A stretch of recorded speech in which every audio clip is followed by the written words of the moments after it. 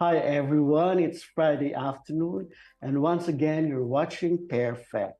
But this afternoon is very special because you're watching right from the Union Bank Square. Tower. Tower? I'm sorry, it's Union Bank Tower, and we have a very special guest in the person of a gentleman who's on top of everything that has to do with the Union Bank. But first, let me tell you more about this guy.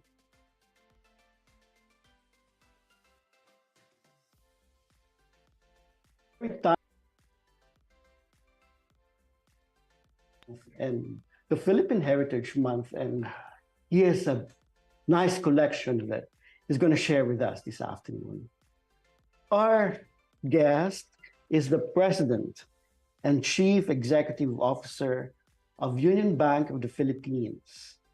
He was named one of Asia's best CEO in 2022 at the Corporate Governance Asia's Asian Excellence Awards.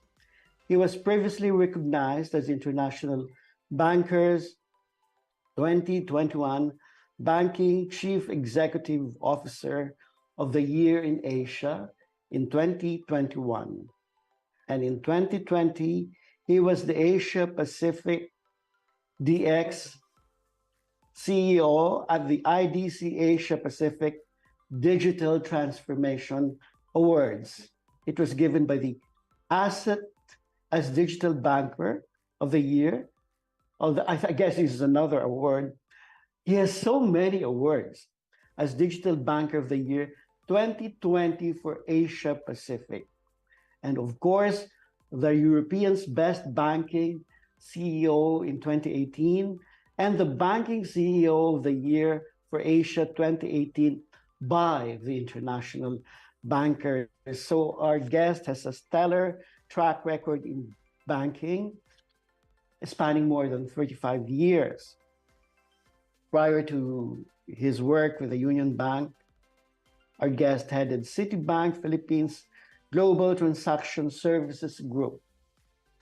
He was also with Procter and Gamble Philippines, and he is a product of the Harvard Business School and De La Salle University, where he received his mechanical engineering degree while garnering the prestigious Brother Gabriel Cannon Award. Magandang hapon po. Good afternoon. We present Mr. Edwin R. Bautista. Thank you, Joe. Opo, nagpapasalamat po kami at pinaunlakan niyo ang aming invitation to be our guest. Pleasure is mine. And we really made sure to come all the way to thank you, from our office in Makati because you're very important and especially because uso na po ang digital banking. And yes, I remember, I should tell everyone, it was Mr. Bautista who launched Union Bank's digital transformation, making sure that they complete the journey with the promise that no one gets left behind. Wala pong iwanan. Walang iwanan. Lahat tayo. So I should, pati po bang my age can engage in digital banking? Yun nga yung prime target namin, yung age nyo. Ganun ba? Yeah. Now, very interesting po ang ating guest and let's start from the very beginning, sabi nga po. Tell us about your family, your parents, and saan po kayo pinanganak, saan kayo lumaki? Well, I'm from Iloilo. Opo. You're Ilonggo? Ilonggo. Opo. Iloilo up to high school. Yes. Yeah, went to St. Clements. That nice. Yeah, it's prestigious. Yes. It's just for the boys, no? Yes, all boys school. Run by the Redemptorist fathers. Okay, It started as a boarding school. Patterned after the English boarding schools. In Iloilo. In Iloilo. Yeah, with all those rich people. And then for college, I went to De La Salle University. Okay. I took up engineering. My dad's an engineer. My mother has a PhD in psychology. Oh, wow. My grandfather was among the first professional mechanical engineers in the country. What And was his name? Edwin Bautista, engineer. Opo. Mine Ontiveros Bautista. Ganun. On the mother side, Opo. my grandfather was also one of the first dentists here in the Oh, wow. In the Philippines. Philippines. Yeah. Trailblazer talaga ang family na ito. Ano po? Yes, we were a Opo, family of opo. professionals. I wonder, you're very successful now and I'm sure may pinagmulan yan, may umpisa. So, tell me, ang inyong childhood, ano ba ang mga values that you learned from your parents? Ano ba ang lagi niyang sinasabi sa inyo? Well, sa amin, they really promoted education. No? Education was very important. Okay. Well, maybe because my mother, she was also dean of the graduate school of the University of San Agustin. No? Oh, so, wow. Okay. Educator, she emphasized education. Although she would always tell me that, look, I never pressured you to do your homework. Huh? Opo. Okay. So now I'm not Really? sure if she did it in a subtle way, but so there were only two of us. My brother is a heart surgeon. Oh, wow. So I guess both of us became successful professionals. So, and I guess, like any provinciano who comes to Manila, you want to excel. Okay. And I don't know to what extent, but maybe that also helped drove me Opo. to reach for higher things. Opo. But in elementary and high school, did you already excel? Oh yes, yeah. You were an honor student. Of course. Ano po, were you? Yeah, I was always either one or two. Okay. Talagang, but what were your study habits? Okay, I wasn't really I wasn't the very studious type. In fact, I was a little bit more of. In fact, I still remember when I was in grade school, my teacher. I still kept some of my notebooks. It had the wording of the teacher saying lazy. I never really wanted to do my homework. I don't know, because maybe I got bored. But when I would focus on it, I did quite well. So I pursued engineering because una, my mother said, look, don't take a course where you need to do a lot of memorization. You'll never make it because you're kind of lazy. So lazy, more of, I guess, getting bored. No? Yes. So I said, well, okay, engineering analysis, at least I can analyze, and that should be it. But even then, you were already good in math. I was good in math. I was good in math, but I didn't realize until I was in college that because in college I was the team captain of the De La Salle debating team. We won twice nationally. Wow. Yeah, I knew I was okay there in high school, but I didn't realize that I only learned that aspect of myself. And actually, in hindsight, it helped a lot because as you move up the executive ranks, communication is critical. Yeah. The ability to communicate. I'm curious. What was the topic of the debate? Do you recall? Oh, yeah.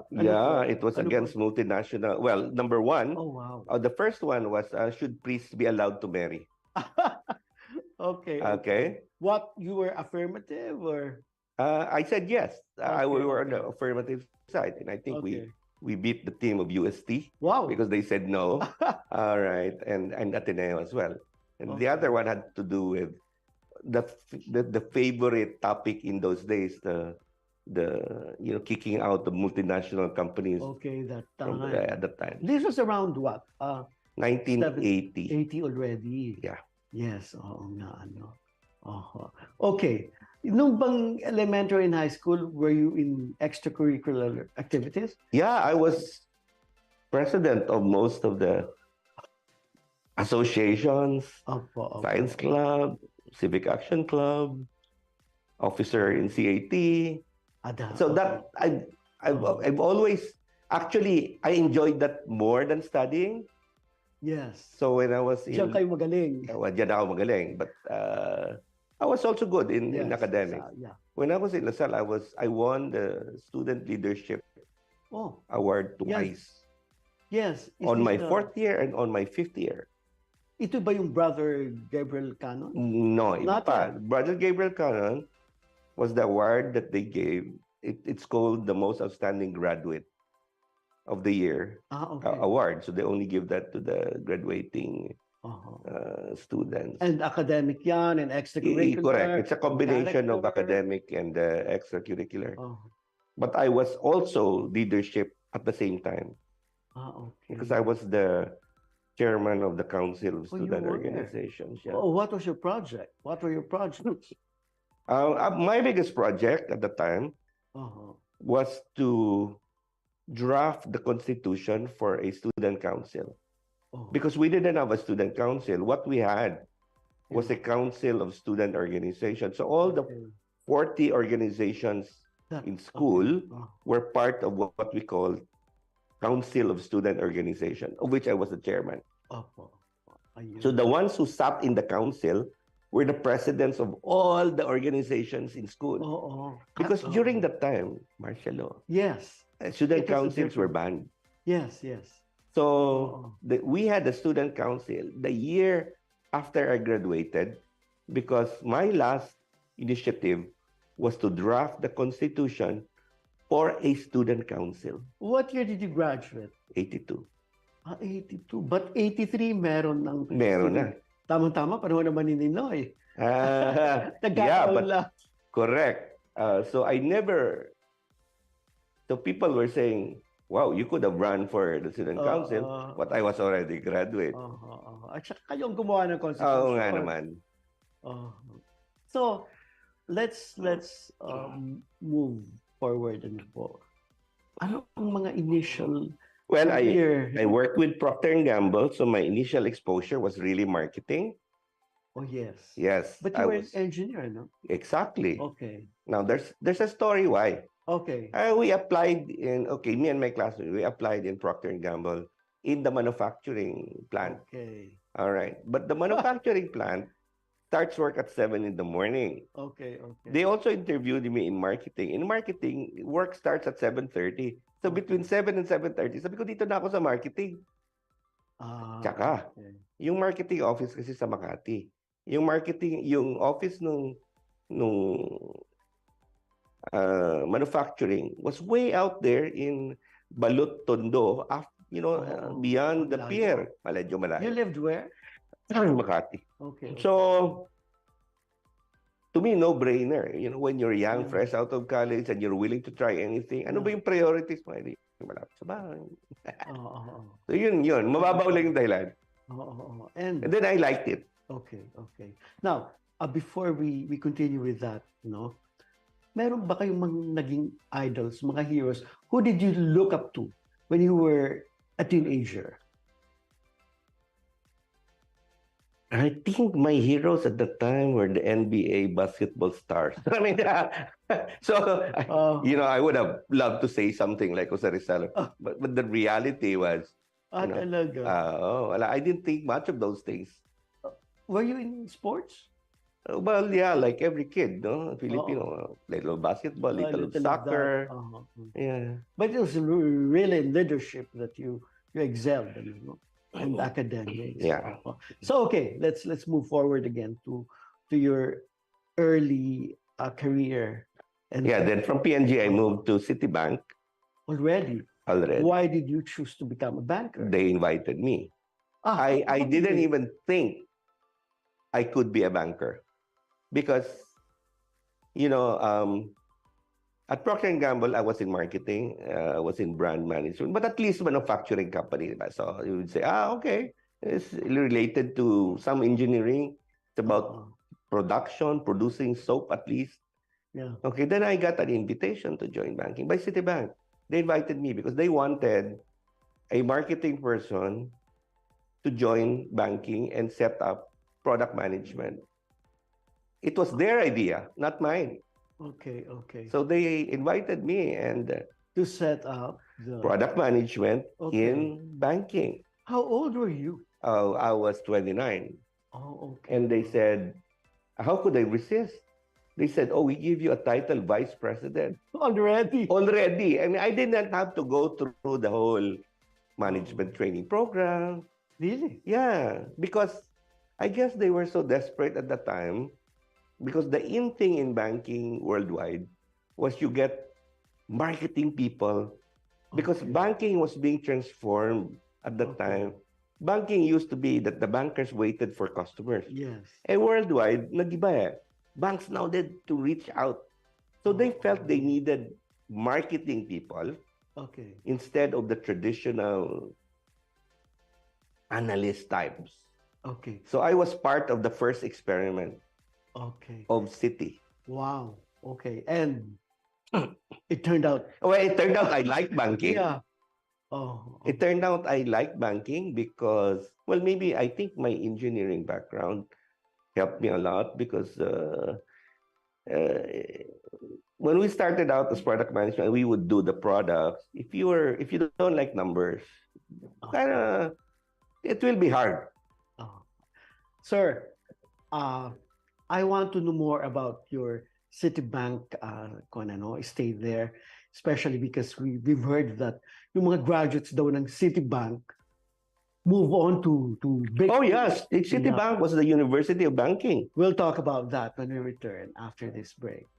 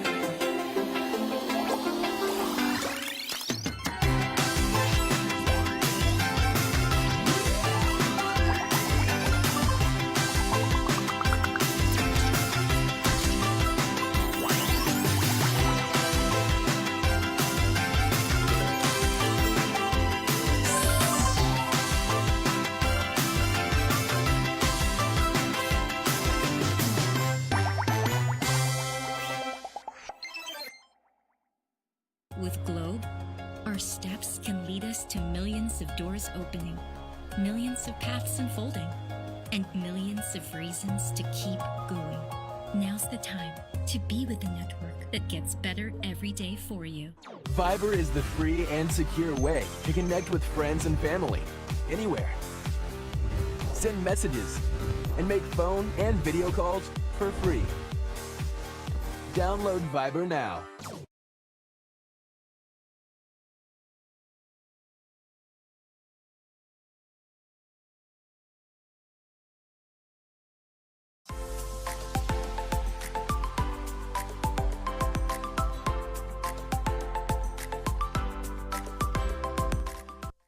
We're back on Pairfect and we're with Mr. Edwin Bautista, the president of the Union Bank. We were talking about his career sa Citibank because ang kasabihan po ay yung mananggagaling ng Citibank ay talagang nagiging bongga ang mga career in banking. So tell us about that phase in your life, Sir Edwin. Well, I would say if not for Citibank, I would never have become a banker because I was already set in my in my career as a marketing person. Okay. And only Citibank was bold enough to get what we used to call a mid-career hire, no? Opo. And then tapos hire mo vice president kaagad. Oo nga. Ay, sino ba naman ang bangkong nagawa niyan, di ba? Only Citibank was crazy enough to do that, but Yeah. Citibank was a trailblazer. Okay. All right. Opo. And in fact, today, in those days, including now, close to half of the CEOs of the major banks in the Philippines are ex-Citibankers. So that's a legacy that we have. Because remember, Citi was the largest American bank in the Philippines. FNCB yan, ano? Before, It started as, well, that's a subsidiary. Oo. So being the largest, you can just imagine that it was a good training ground for banking executives. That's right. And then, what did they emphasize when you joined them? I mean, ano ba ang training? Well, unang-una, they'll tell you, you are the best.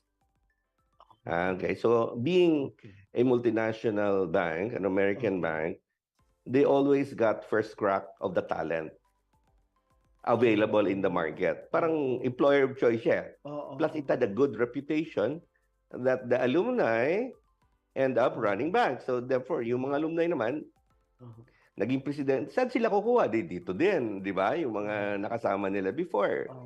And yes, and so you had access to the latest banking technology because the training was superb.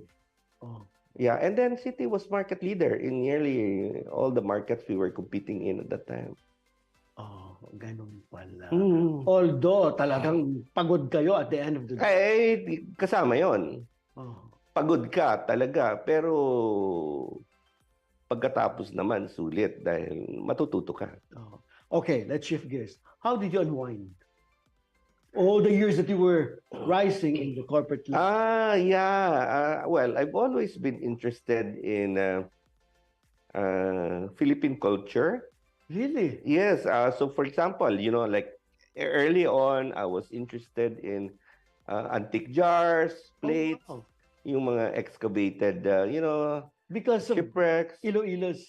Actually, yes. Miss Deliot. Oh, you know her? Of course, I met her before. Oh, God. Yeah. She was one of the first I bought from. But in the 60s, by accident, my dad had sponsored a shipwreck expedition. In Iloilo. It was a British ship that sank in the 1800s between Iloilo and Guimaras. So I still remembered that, like he brought home the blue and whites. He financed the thing. So I had exposure and I kind of, wow, this is so interesting. And then in Iloilo, most of the families there would have some kind of, antique jar collection, santo. So that was like part of the decor of most of the houses. And you mentioned Mrs. Diliota, she was the primary dealer there for the longest time. And then, did you expand to other artifacts, other Well, objects? you get sort of dragged in because my approach has been, I wanted to, some will collect for investment. Okay. Some would collect for decoration. Yes. I don't know, but somehow I was collecting to study the pieces. And I was also encouraged by some friends to write about those things. So I would write articles in magazines. So you're also a writer? Well, I got dragged into it, but only on those items. My field of interest.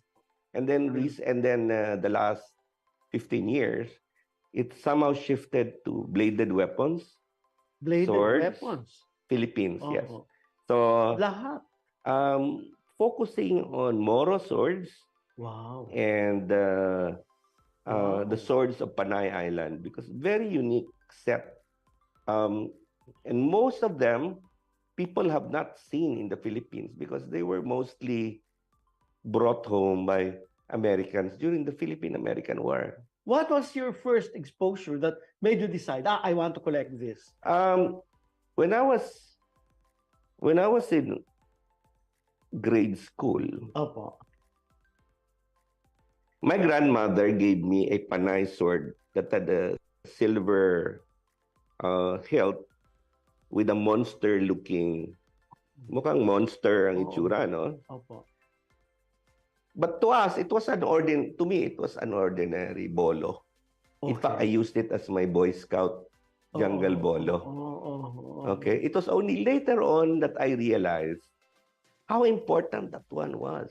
Okay. It's about it's used by the mountain tribes in Panay, and very rare. Why did she have that one? Because my grandfather was a guerrilla captain during the Second World War, and they were based in Mount Baloy together with Colonel Macario Peralta. Okay. So that's where they were, and he was gifted by one of the tribal chiefs. So that's the story. They were friends, no? That's the story, and that was my first bolo. That was part of my bolo. That's how I got interested into it. I know. Until I eventually built a sizable collection, which I donated. Let's talk about that sizable collection. Paano kayo nakahanap ng pagkarami-rami? Well, una-una, I visited some of the antique dealers here kasi I was collecting plates and everything. Some of them would have a few pieces. Okay. Kaya lang napansin ko, bakit pawala na to? Sabi niya, wala na makukuha, di ba? From the sites. Then I found, and then all of a sudden, this was like late 1990s, early 2000. Nag-boom yung internet. Okay. First, eBay. In eBay, they used to have good finds in eBay. Ito yung mga Americans. When the grandparents or great-grandfathers used to be assigned in the Philippines during the early 1900s or turn of the century. And all of a sudden, they're cleaning the attic. And they're seeing these things. And what do? They just sell them. Yeah. So they were either auctioned in mga local auction houses or even eBay. That's when I sourced in the beginning. And so I started looking and repatriated it here. But they later on, napansin na nila, kaya tumataas ang presyo, which is a good thing because lumalabas yung mas magagandang pieces as the prices are going up. Are willing now to sell. Then so, yun nga. But I eventually donated that. Where did you keep all of those? Did you display them? Display them in your house? That's the problem with swords, no? You can't really display them, but baka, di ba? So they were just kept. You bring them out every so often just to clean them. But to me, that was the problem because it was never displayed properly. And I kind of felt, sayang naman, people don't know. Ako lang nakakaalam. May ganito pala kagandang heritage ng Pilipinas. Ay, ako lang nakakaalam. Ako lang nakakakita. So when the opportunity happened, I decided to donate it to a museum. Are most of this Philippine-made? They're all Philippine-made. I only collected. From our. Yes. What was the material? Well, if it's Moro, it's either ivory. Ivory. Yeah, it's either ivory, banati wood. Okay. They're also silver. Oh yes, silver. Yeah, silver, and those are the more popular ones. Okay. So have you been able to classify them and you could identify this is from here and this was used for that? Well, yeah, we were because we were After all, we're a scholar. Yeah, and we were part of an international group called Ethnographic Collectors Group, no?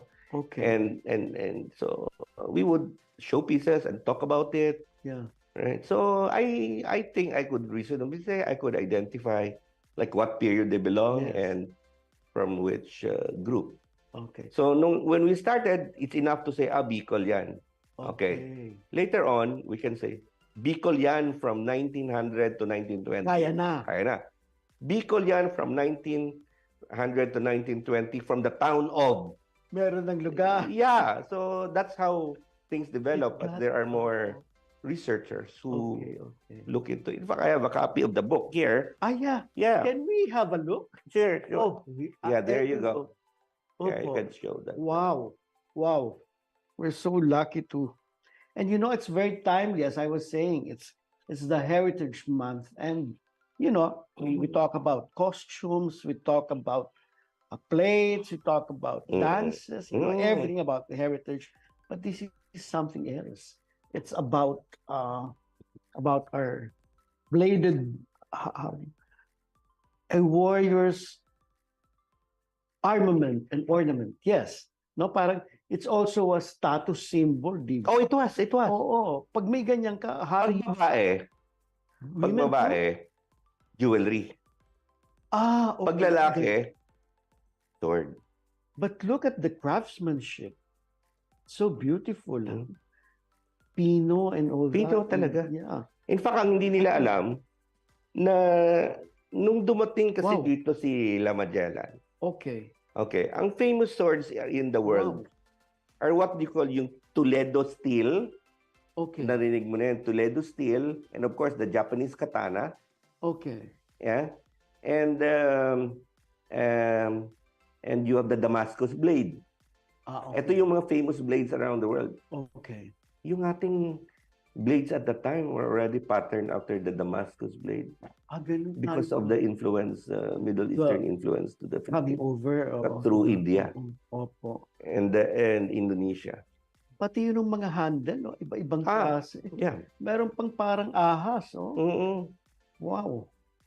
The embellishment is usually in the handle. Kasi the blade is hidden. Oo nga. But the best swords actually have very good blades. Ito po yung lalagyan. Oh, scabbard. It's the scabbard. Oh. Wow. And I'm just curious. Ano ang mahal at ano ang mura? What would you consider a bargain in terms of the cost? Alam mo, it depends. Because when I was some of those the best ones actually I got for nearly a song because early days in eBay no one really recognized. Tsaka minsan nakakalusot na for $100 you get something that's like super rare. Minsan naman pag alam na ng lahat, so you'll have to pay up a little bit. But what drove me was if it was a unique piece. Ang sinasabi ko sa sarili ko, kailangan bumalik sa Pilipinas yan. Okay. So it was for country, right from the... So that was how I justified it to myself, maybe. Kasi mahal. Kasi mahal, no? So kumbaga, kasi after a while, alam ko na kung ano yung rare at anong hindi. Pag nakita ko ng item na I'm not gonna see anything like that ever again, I'm sure, until I die, then I better, ante up for country. I wonder how much of your time did you devote to this hobby? I mean, like in a day, would you... No, this was all the free time. That's at weekends, pastime. Yung mga auctions sa US, it turns out gabi kasi normally umaga doon, gabi sa atin, di ba? Okay. So at least, you have something to do. Yes. What did your family say? Hindi ba nagselos or did they like also what you were doing? Was there anyone who became an enthusiast? Well, my wife initially felt that this was all, yan na naman, nagpakot ka na naman ng kung ano-anong... Better diamond na lang. Well, actually, ang nangyari was, because of my interest in these things, I got her to shift her jewelry interest to colonial jewelry and pre-Hispanic. Oh, wow. Kasi na-realize niya, wow. Nakita niya, meron pala tayong gold jewelry. Bago pa dumating si Magellan. Wow. At ang naganda. So medyo nakafocus siya doon. And doon nakafocus na siya, it was better for me. Dahil pag nagta-travel or what, then we can go to similar places. Dati, punta ako museum, punta siya ng shopping. Okay. Ngayon, pareho na kami pupunta ng museum. The museum and then antique shop. Shops, correct. And you seek out people who are also interested in the same thing. Ganun pala. But of course, she's not donating her jewelry. No. Maybe she might in the future. But then wow. I'll show you another one. This one naman Okay, is ano naman ito? our recent interest. As part of my interest in culture, Oh, wow. as I was collecting these swords, Opo. na-realize ko marami palang paniniwala ang mga Pilipino. No? So either Okay. they etch it in the blade, Okay. pero itong interesting. Okay. Okay. You've heard about Filipinos during the war with Spain and the Americans Okay. who will charge with a bolo. Okay. Di ba? Parang Matatapang. matatapang. Ba't sila matapang? Oh. Kasi tingin nila, hindi sila tatabla ng bala. All the way to Valentin de los Santos. Remember? Oh! Lapiang Malaya. Lapiang Malaya. Yeah. That's right. So I got interested because then I saw some blades sold in the US that accompanying it were some old anting-anting shirts. So that's how I got interested in it. Okay. Tapos in fact may mga shirts na lumabas dito sa Pilipinas. Supposedly, ito yung mga original shirts na gamit ng ibang kasama ni Valentin de los Santos. Yung Lapiang Malaya sa Lapiang Malaya. Yeah. Sa may Taft Avenue. Oh. So, ito yung mga anting-anting naman, no?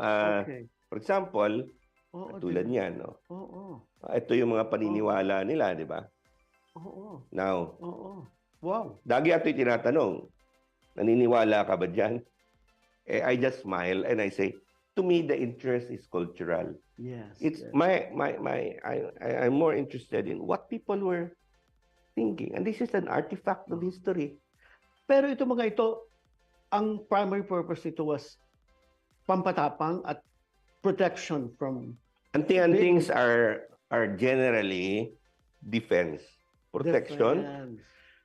Yeah, hindi Walang pa. pag-ibig, Meron din. May mga anting-anting, medyo na-develop na yan. But yung principal, kaya ang anting-anting talaga throughout the history of the Philippines, even during Spanish times, andyan na yan eh.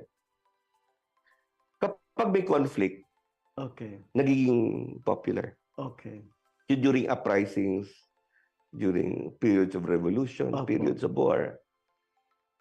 And then recently, during the Mindanao conflict, kaya ang daming mga Ilonggos who fought in the Mindanao area, who came here to Manila, they founded, yung mga dating Ilaga, merong silang grupong may Ilaga. Haring Bakal. Iba-iba pala yan, may mga... Iba-iba yan. Iba-iba yan. Yung mga retired military personnel, nagpo-form ng sariling grupo samahan. And what binds them together is the belief in these anting-antings. You should be teaching in the National Defense College, in UP, in LaSalle. Don't go far. Have you been asked to lecture at least? Well, my next project, and I'm working with a university professor, is to write a book on my anting collection. Yes. And he's helping me out by conducting interviews and studies in the Cavite area. Not Prof. Covara? No, this is Lubang. From where? From Lasal? Lasal, Dasmariñas. Oh, wow. Kasi the centers, hanggang ngayon, very popular ang practice ng anting-anting sa Cavite, sa Batangas, sa Laguna. Ito yung mga lugar na, lalo na sa Cavite. Okay. You know, people seeing these swords, itong mga weapons, they'd simply be impressed. Pero siguro medyo parang it's strange to them that meron pang mga anting-anting, ano? I mean, like you've been able to collect all of this. How do people react to the fact that you have collected all these anting-anting materials? Well, iba-iba. Some people think I'm crazy. Others are saying, okay, well, it's nice, interesting thing. So what interests you? Sabi ko, alam mo, napaka-interesting to. I have to study the iconography. You know, what did they believe in? You know, and to me, that's the thing about it. Okay, dito naman, our weapons actually were at par with the Spanish weapons, jewelry. That we had a rich source of gold and arts in the Philippines. Now, what does that tell us? we're not an inferior people. Yes. All right? There's no reason why we cannot rise up to be number one in Asia or Southeast Asia. Yan ang take ko sa lahat na ito.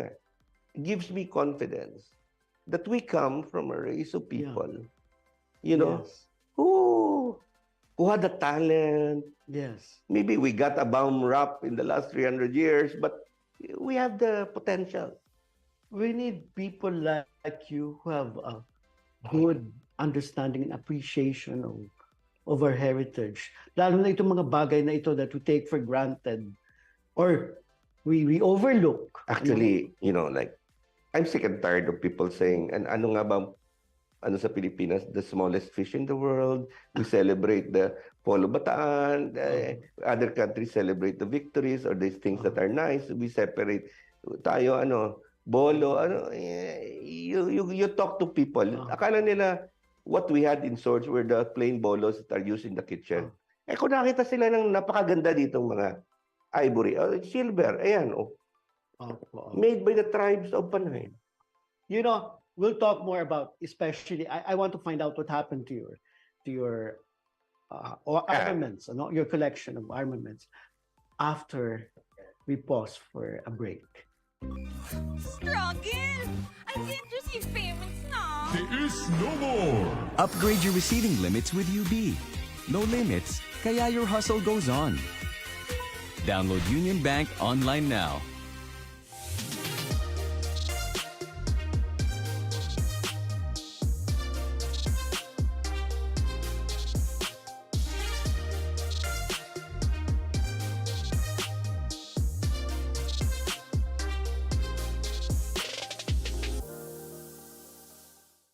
With Globe, our steps can lead us to millions of doors opening, millions of paths unfolding, and millions of reasons to keep going. Now's the time to be with the network that gets better every day for you.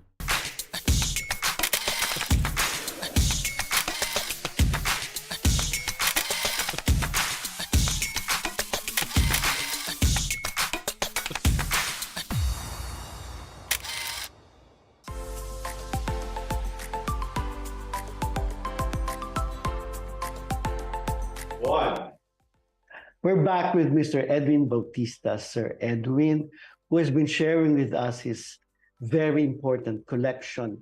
And it's very timely, as I was telling you, because this is the Heritage Month. So tama lang na pag-usapan natin ang ukol sa kanyang mga collection, both very important and both are related, of course. Yung warriors' armaments that are at the same time ornaments to a lot of people, whether pang display or pang costume or something that they could really. Pag natapos ng Muscat Museum, ma-review nila ito. Okay, tell us, nasaan ba yan?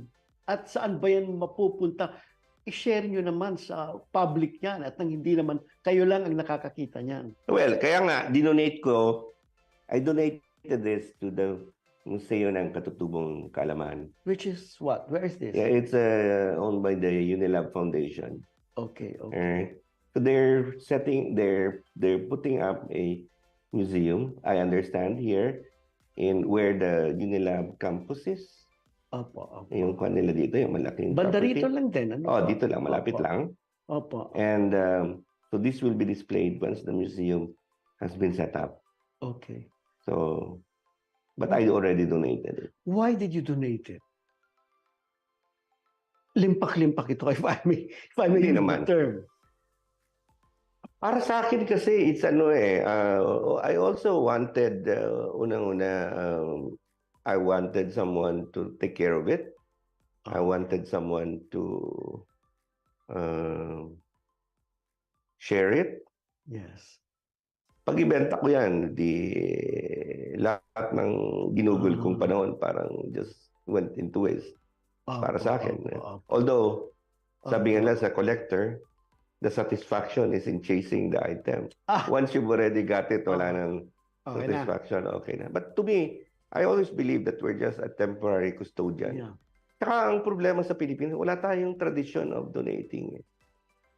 Oo nga, Oo. So this is a good example for others. Totoo yan, ha? like they end up selling it or keeping it for themselves when it should be shared. This is a very noble undertaking, Sir Edwin, because then hindi lang kayo ang nag-e-enjoy at hindi lang kayo nakakaalam at nakakaintindi at nag-appreciate. Kung hindi, ang buong bayang Pilipino will be able to enjoy these things. Now, let's go back to your corporate mission. Ano po? You're into digital banking. As I was asking you, pwede ba ako, I'm 66 years old, pwede pa ba ako mag-digital banking? I don't even know how to like that. You think you don't, but the statistics show that that age group is one of the highest users of social media. Why? Because it's their way to connect with the apo, with the old friends. I don't know if you're aware, but yun ang profile, di ba? Okay. When you reach a certain age, 60 and above, What else? What you reach out to former classmates and social media. Hindi ba? So being on the internet is not strange to that age group. That's what we're finding out. In fact, our best users of mobile banking are the retirees. Talaga? Yeah. And how have you been able to reach out to the elderly? Well, actually, it's 50 above. And well, it turns out it's easier 60 above. because when you reach the young, may phenomenon yung mga young na yan. Sila yung kinoconnect ng mga lolo at lola. Oo, sila yung tuturo sa lolo. Nababypass yung mga parents. That's one of the... So, magaling pala. Yan ang nakikita namin. So, there's so much to look forward to from you. But then, in terms of your interest in Philippine arts and culture, ano pa ba? Meron pa ba kayong ibang gustong sabihin or gustong i-share? Ano ba ang... Well, ako naman, actually, that's the secret why I think I've had the confidence to push digital transformation, because to me, now, we not only want to be leader in the Philippines, leader in Southeast Asia. Okay. In terms of creating these new things. And, you know, it's, when we look back at our heritage, we were up there. We can do it again. Sabi nga, di ba, lagi nila, was there a golden age of the Philippines? Or at least, and people say, wala naman Anong wala? We were never in the dumps before. We have what it takes. At yun ang pinaka-learning ko. And by studying history, we can better understand ourselves. May PS lang ako. Since you're working in this company and this is an Aboitiz group, are the Aboitises also very interested in these things? Ano ang kanilang involvement sa Philippine arts and culture? Oh, yeah, they have the Aboitiz Foundation. That is a museum. They donated their ancestral home to the people of Cebu. Yeah, they're at the heart, very much into it, but they're also very much into digital. Both. Yes. Yes. So, you have their support. Very much. Very much. Very much. And then, in Iloilo, do you ever get to go home to Iloilo? Oh, I was there last month. Talaga. It's one place that you have not. Yeah, we conducted an SME seminar, taught them about how they can become better SMEs and what AI has in store for the future. How long po tayo magiging buong Pilipinas na digital banking? Ano ang foresight ninyo? Well, ang projection ng BSP is that by next year, 50% of all retail transactions are going to be paid digitally. We're culturally ready. Malapit na. Halusan dyan Yan, doable yan. Pala. Okay. Anything else that you do outside of collecting? Do you dance? Do you sing? Well, For a long time, I was the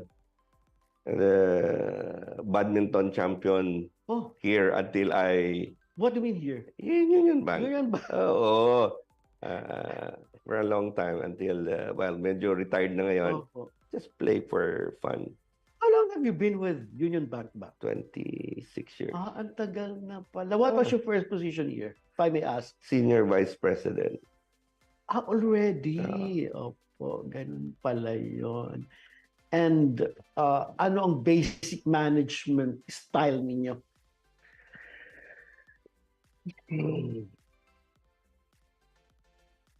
I think I'm bridging the old and the new. Okay. And I'm strategy driven. Strategy. I don't want to delve so much into. I don't want to tell people exactly what to do, but we agree on the basic direction and the strategy, and that's why I have to hire very good people. Opo. That's I think that's that's Oh. been the style and the secret. Ano, do you look for someone as talented and as driven as you? Parang you look back and nung panahon ko, ganito ako. I've been trying to avoid that. Kasi I think kung sino ako noon may not be the type of person who will work going forward with AI and everything. Magkakaiba. So, Opo. all right. So, rather than looking for generalists up front, I look for people who are experts in who have a strong skill set and the right attitude. Opo. Okay, so meron siyang skill set na unique at saka magaling talaga siya dyan. Yung well-roundedness naman makukuha niya over time. That's why you have to get them young also. Opo. Okay. Kasi ang dami mga millennials ngayon. How do you find them in the workforce, the millennials? I mean, madali ba silang makatrabaho? Genti ba ang tawag doon? How is it like working with Actually, these there's a people? new phenomenon. No? Opo. Yung millennials, di ba, yun ang pinag-uusapan. Opo. And then tapos meron pang kasunod sa kanila. Opo. Ang mga sinasabi is, itong mga millennials, mas mahirap i-manage kaysa yung after them. Opo. Kasi meron feeling of entitlement, meron yung feeling na magdi-disengage. These millennials. These millennials. Opo. Yung kasunod sa kanila are more driven. Mas Talaga. practical, mas So I don't know what it is, no? Opo. So you have a return. So it's like, wow, this last group are more driven Okay. than the ones before them. Okay. Kasi like, tayo, baby boomer Opo. era. Opo. No? Driven kasi Opo. galing sa Second World War, di ba? Yeah. Wanting to achieve. Oo. And then pagdating sa millennial, feeling entitled. Opo. Sabi nila, of course, the millennials will get mad at us for saying. But the new ones are very driven. Itong mga bata, no? Oh, that's nice, ha? Parang they just have to work and Yep. and prove. Conquer the world. Okay. Also because I think to a certain extent, nakikita nila na Oh. the world is now their playground. Lumalaki ho ang tenga ng ating direktor kasi bata pa yan. Ay, sigurado. Yan ang ibig sabihin. Oo. Sir, I was just curious. Do you also look at yung mga ethnic origins, like mas masipag ba mga Ilocano sa Ilonggo, sa ganyan, sa Cebuano, sa Waray? How do you look at this aspect of our being Filipino? Meron, pinapakialaman nyo ba yan? Or it doesn't matter to you? To me, it doesn't matter. Ganun, no? Although it's fun to think about it from a scholarly discussion point and to ask yourself the question, why do they behave like that? But then you go back to stereotypes. Oo nga eh. And that's exactly what AI is there to disrupt. The Yes, stereotype thinking. Oo nga, oo. Ilocano yan, matipid yan. Oo. Oo. Ilonggo yan, magastos yan. Oo nga yung ganun. Ito, a little chismis tayo, ha? How is it like working with the Castilla? I wouldn't say working with the Castilla per se, because I think they're unique in that they consider themselves Cebuanos Mga first. Cebuano talaga, ang mga aboy. No, that's what they always tell you. Yes. First and foremost, we're Cebuanos, Ayun. No. Ganun. Yeah. How are they? How are the Aboitises? What is their work ethic? All that? Very driven, Okay. hardworking. Opo. I think they really take it seriously that they are also the temporary custodians of a family of a business that was handed over to them. So parang tipong I have to make sure that I grow this business to hand over to the next generation after me. Afterward, other than if I don't do that, then I fail. Right? Ang galing, ano? But at the same time, they've really been treating us like colleagues, Okay. peers. Okay. It's almost like, you're part of the family. Wala dito yung well, mataas. Oo. kami may-ari, therefore, Walang ganyan.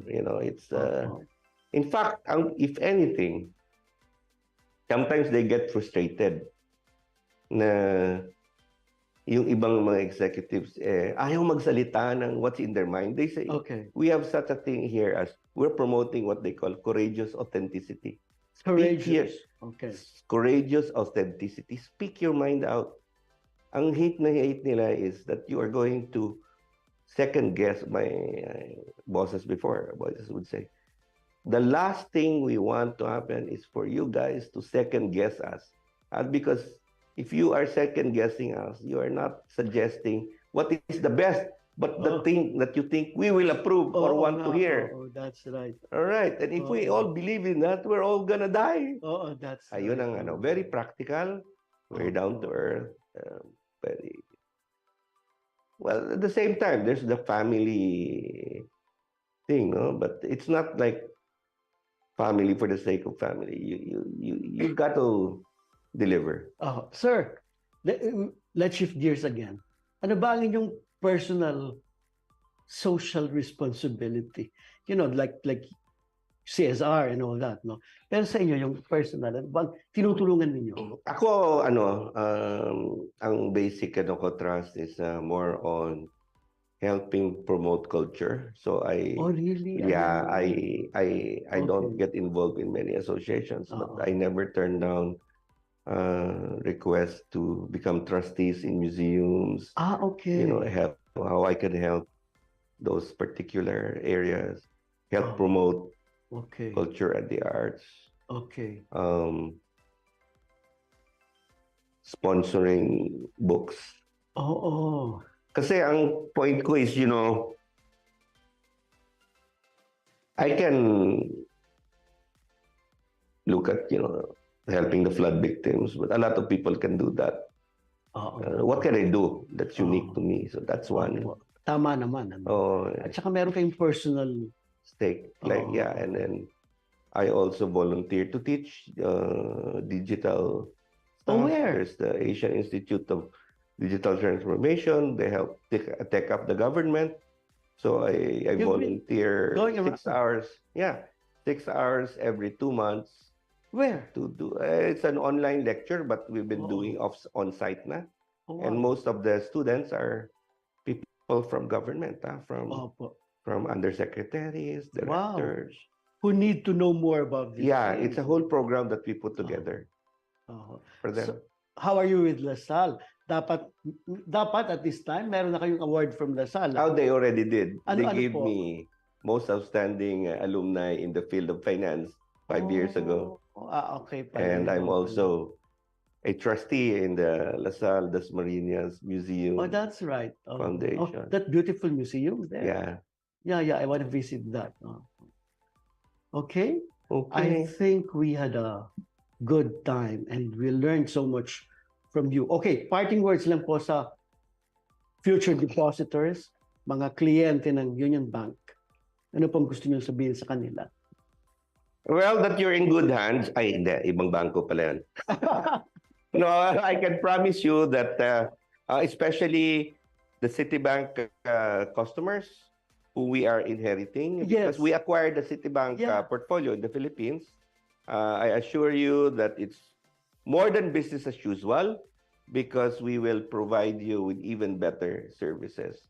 And that's a personal promise, being an ex-Citibanker. Opo. And as the CEO of Union Bank, I think it is not only a task but a calling to provide customers of the old Citibank portfolio even a better experience. Thank you. So that was Mr. Edwin Bautista, the President and CEO of Union Bank, and it was indeed a pleasure. Nag-full circle na po si Mr. Bautista, Sir Edwin, in the sense that now he's taking care of Citibank clients then. Of course, lumalawak ang influence ni Mr. Edwin sa buong bansa natin. And we're happy that we had a happy afternoon with him. A good afternoon at maraming salamat po. This is Jojo Silvestre. Thank you so much. And thank you. And I enjoyed this. At least there's no pressure to talk about the economy and all the problems of the world, right? Opo. Okay. Yeah, because it was really fun and you shared with us yan pong mga bagay na hindi namin alam, your collection po. So this has been Pairfect. Maraming salamat po. Hanggang sa muli.